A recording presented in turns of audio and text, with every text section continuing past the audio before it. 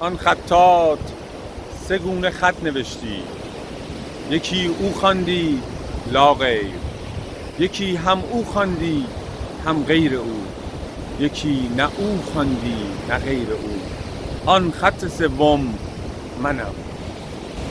شمس تبریزی، عارف نامدار ایرانی، پیر و مراد مولانا، تعالیم نابی در خصوص خودشناسی برای ما به یادگار نهاده.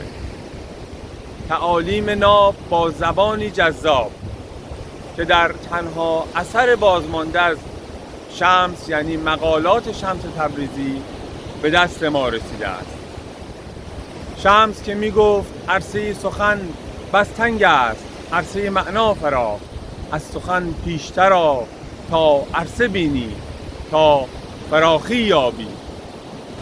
در دوره خودشناسی با شمس تبریزی سعی می‌کنیم که از دریای تعالیم معنوی این عارف بزرگ بهره‌هایی هرچند اندک برگیریم و به مصداق سخن مولانا آب دریا را اگر نتوان کشید هم به قدر تشنگی باید چشید.